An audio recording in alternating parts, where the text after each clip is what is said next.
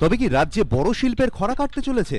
আরব সাগরের তীরে মুখ্যমন্ত্রী এবং মুকেশ আম্বানির মধ্যে প্রায় 1 ঘন্টার রুদ্ধদ্বার বৈঠক উস্কে দিল সেই জল্পনাই। মমতা বন্দ্যোপাধ্যায়ের ডাকে সাড়া দিয়ে বৃহস্পতিবার বিকেলেই যোগ দিয়েছেন রাজ্যের শিল্প সম্মেলনে। তারপর এদিন রাতে মুখ্যমন্ত্রীর সঙ্গে একান্তে বৈঠকও করেন মুকেশ আম্বানি। ঘড়িতে তখন রাত 8:40।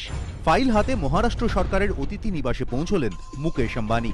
তাকে স্বাগত জানালেন রাজ্যের মন্ত্রী পার্থ চট্টোপাধ্যায়, অমিত মিত্র এবং ফিরহাদ হাকিম। মুকেশ আম্বানির সঙ্গে ছিলেন রিলায়েন্স জিও ইনফোকম লিমিটেডের পূর্বাঞ্চলীয় প্রধান তরুণ ঝুনঝুনওয়ালা, যার হাত ধরে এ রাজ্যে পা রাখছে রিলায়েন্স 4G পরিষেবা। 8:50 নাগাদ মুকেশ আম্বানি পৌঁছে যান চারতলায় মুখ্যমন্ত্রীর ঘরে। শুরু হয় রুদ্ধদ্বার বৈঠক। একান্ত এই বৈঠকে ছিলেন শুধু মুখ্যমন্ত্রী এবং মুকেশ আম্বানি। বৈঠক চলে প্রায় 1 ঘন্টা। রাত 9:50 নাগাদ বৈঠক শেষ করে বেরিয়ে যান রিলায়েন্স ইন্ডাস্ট্রিজের কর্ণধার। বৈঠকে কি নিয়ে আলোচনা হলো সে বিষয়ে কেউই মুখ না খুললেও এই সাক্ষাৎ ঘিরে ইতিমধ্যেই জোর জল্পনা শুরু হয়েছে শিল্প মহলে। মুকেশ আম্বানির সঙ্গে মমতা বন্দ্যোপাধ্যায়ের এই বৈঠককে যথেষ্ট তাৎপর্যপূর্ণ বলেই মনে করছে সংশ্লিষ্ট সব মহল। কারণ এবছরই কলকাতা সহ গোটা রাজ্যে চালু হতে চলেছে রিলায়েন্সের 4G পরিষেবা। এর জন্য 3000 টাওয়ার বসানোর কাজ চলছে। পাতা হচ্ছে 5500 কিলোমিটার দীর্ঘ অপটিক ফাইবার। এর জন্য আগামী 2 বছরে রাজ্যে 3000 কোটি টাকা বিনিয়োগ করবে রিলায়েন্স। কমপক্ষে 5000 কর্মসংস্থানের সম্ভাবনা।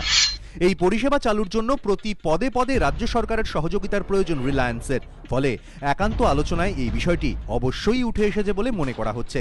শুধু তাই নয়, শিল্প মহলের একাংশ মনে করছে মুখ্যমন্ত্রী মুকেশ আম্বানির বৈঠকে আলোচনা হয়ে থাকতে পারে হলদিয়া পেট্রোকেমিক্যালস নিয়েও।